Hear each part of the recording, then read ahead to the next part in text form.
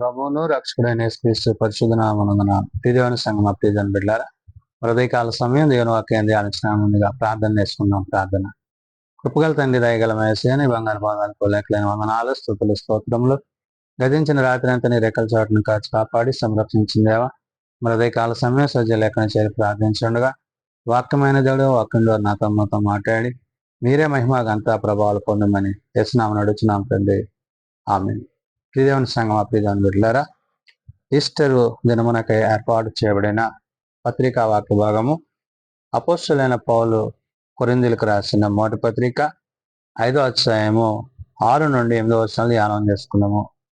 Easter దినమునకై ఏర్పాటు చేయబడిన పత్రికా వాక్య భాగము అపోస్తలుడైన పౌలు కొరింథీయులకు రాసిన మొదటి పత్రిక 5వ అధ్యాయము 6 నుండి 8వ వచనములో ఈ విధంగా రాయబడినవి. మీరు అతిశయపడుట మంచిది కాదు. పులిసిన పిండి కొంచెమైనను ముద్దంతయు పులియచేయనని మీరు ఎరుగరా? మీరు పులిపిండి లేనివారు గనుక క్రొత్త ముద్ద అవుటకై ఆ పాతదైన పులిపిండిని తీసి పారవేయుడి. ఇంతే కాక క్రీస్తు అను మన పస్కా పశువు వధింపబడెను గనుక పాతదైన పులిపిండితో నైనను దుర్మార్గతయు దుష్టత్వమునను పులిపిండితో నైనను కాకుండా నిష్కాపట్యమును సత్యమునను పులియని రొట్టెతో పండుగ ఆచరించము.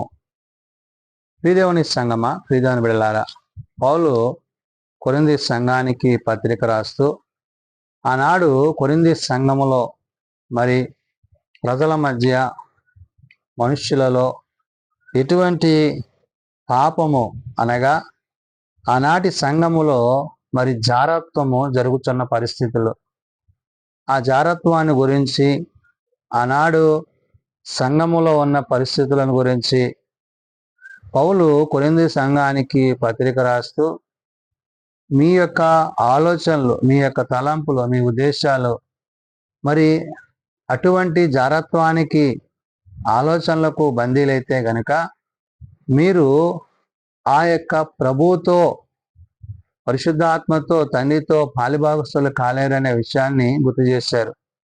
అంటే ఏదైతే మానవునిని మరణానికి పాపానికి నడిపిస్తుందో ఆ పరిస్థితిని ఇక్కడ పౌలు గుర్తు చేశాడు.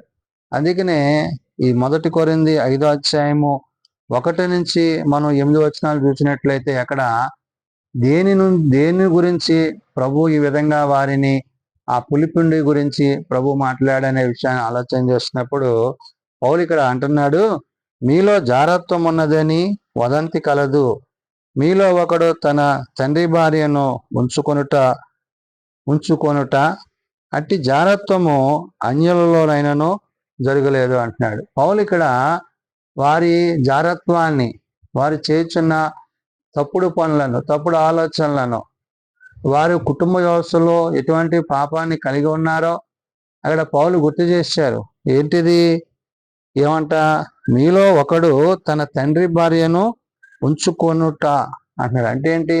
అతడు చేయకూడని పని చేస్తూ దేవుని యొక్క చిత్తాన్ని, దేవుని యొక్క ఉద్దేశాన్ని, దేవుని యొక్క ఆజ్ఞను అతిక్రమించిన వాడిగా, పాపం చేసిన వాడిగా ఉన్నాడని చెప్తూ అట్టి జారత్వము అన్యులైనను జరగలేదు. ఇలాంటిది అన్యుల్లో కూడా లేదు, కానీ దేవుని బిడ్డలైన మీరు ఈ విధంగా చేయటము సరైనది కాదు అని చెప్తూ ఇట్లుండి మీరు ఉప్పొంగుచున్నారే గాని మీరెంత మాత్రమునో దుఃఖపడి ఇలాంటి కార్యములను చేసిన వానిని మీలో నుండి వెలివేసిన వారు కారు. అంటే ఇలాగా పాపపు పనులు చేయొచ్చు, మరి చెడు పనులు చేయొచ్చు, చెడు తలంపులు కలిగి ఉన్న వారిని మీరు ఎంత మాత్రమో గద్దించలేదు, శిక్షించలేదు, వారిని సంఘం నుంచి వెలివేయలేదు, సరిగదా వారిని మీరు ప్రోత్సహించేవారుగా ఉన్నారు అనే విషయాన్ని పౌలు ఇక్కడ గుర్తు చేస్తున్నాడు.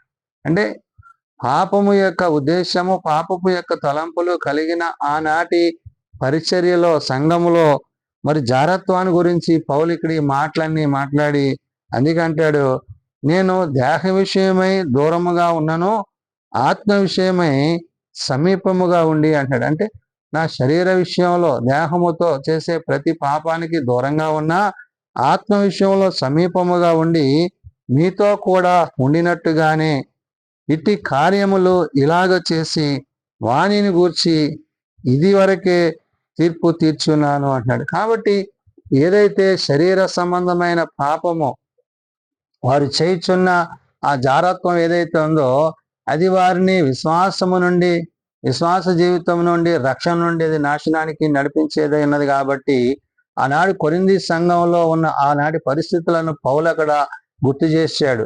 అంత మాత్రమే కాదు, ఇక్కడ అంటున్నాడు ఏమనగా ప్రభువైన యేసు దినమందు వాని ఆత్మ రక్షింపబడినట్లు శరీరేచ్ఛలను నశింపజేయుటకై మన ప్రభువైన యేసుక్రీస్తు నామమున మీరును నా ఆత్మయు మన ప్రభువైన యేసుక్రీస్తు బలముతో కూడి వచ్చినప్పుడు అట్టి వాణిని సాతానునకు అప్పగింపవలను అంటున్నాడు. ఎవరైతే శరీర సంబంధమైన ఆలోచనలు కలిగి ఈ విధమైన జారత్వాన్ని కలిగి ఉంటున్నారో ఇటు వారిని ఏం చేయాలంటున్నాడు?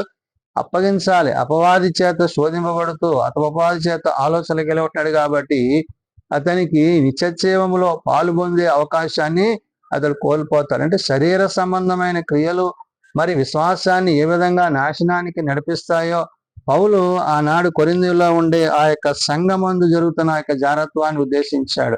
దాన్ని ఆధారం చేసుకుని ఈ పులిపిండిని గురించి ప్రభు అక్కడ పరిశుద్ధాత్మ దేవుడు పౌలు మాట్లాడుతున్నాడు. ఏమని?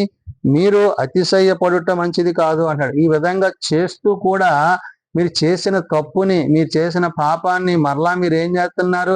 అదేదో మంచి పనిగా, మంచి ఆలోచనగా, మంచి తలంగా మీరు దాన్ని చూసుకుని దాన్ని చూసి అతిశయిస్తున్నారు. ఇది సరైనది కాదు అంటున్నాడు. పులిపిండి అన్నాడు, మీరు అతిశయపడటం మంచిది కాదు.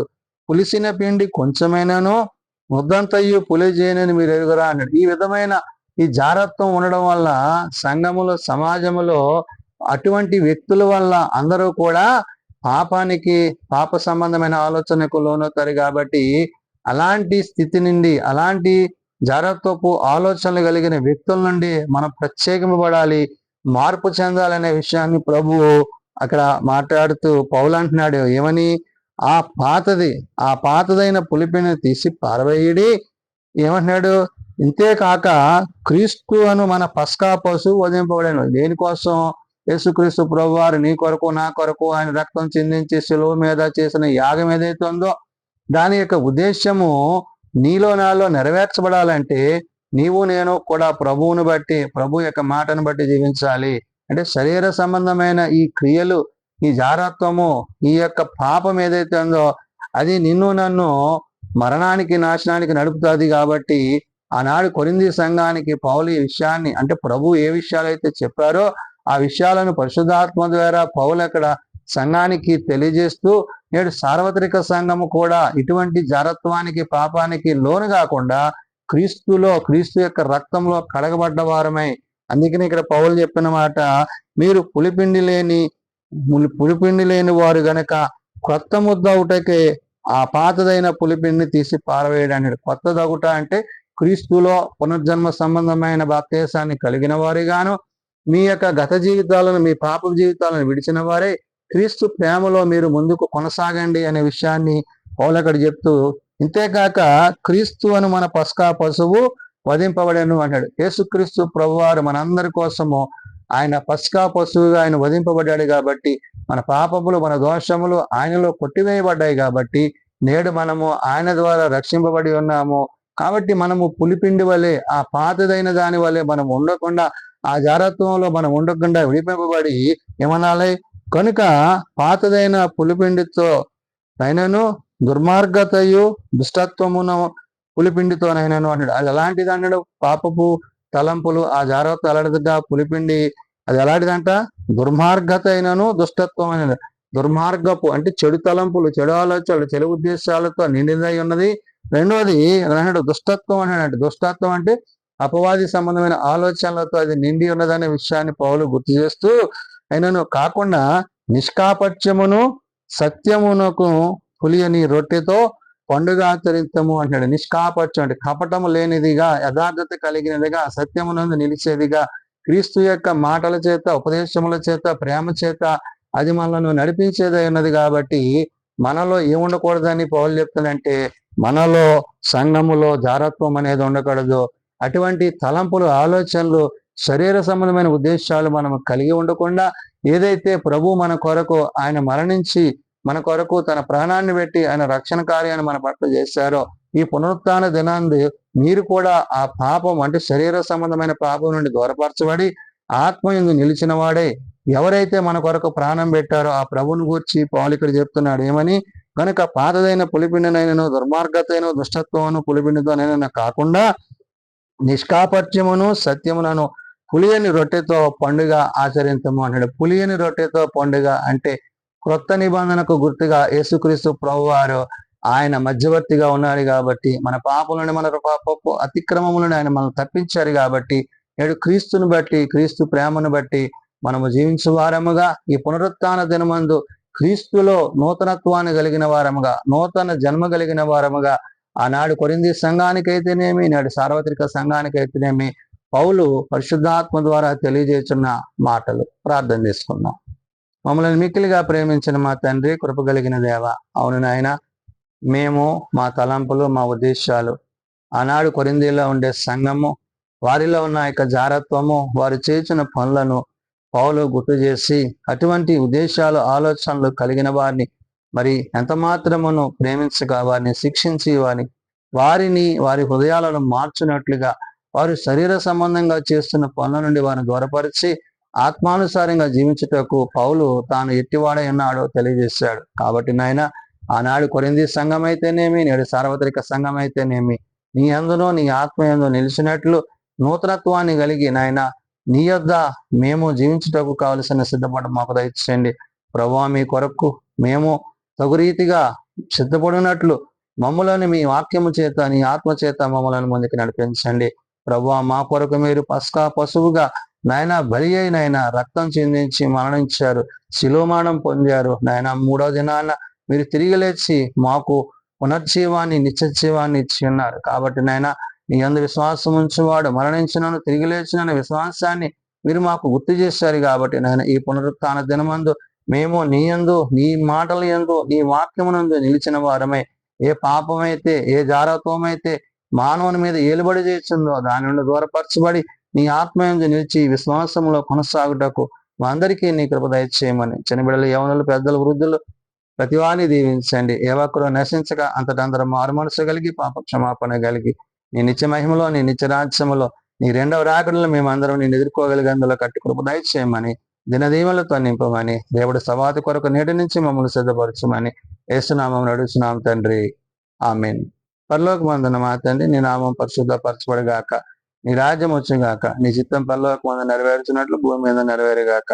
మానవుని నేడు మాకు దయచేయము, మళ్ళీ అపరాధం చేసిన వారిని మేము క్షమించి ఉన్న ప్రకారం అపరాధములను క్షమించము, శోధనలో తేకాదశులను తప్పించము. రాజ్యము, శక్తి, మహిమ నిరంతరము నీవే అయినవు తండ్రి, ఆమేన్. మన పరమ తండ్రి దేవుని ప్రేమ, ప్రభువైన యేసుక్రీస్తు కృప, ఆదరణకర్త అయిన పరిశుద్ధాత్మ సహాయము సదా తోడయండి సంరక్షించునుగాక, ఆమేన్.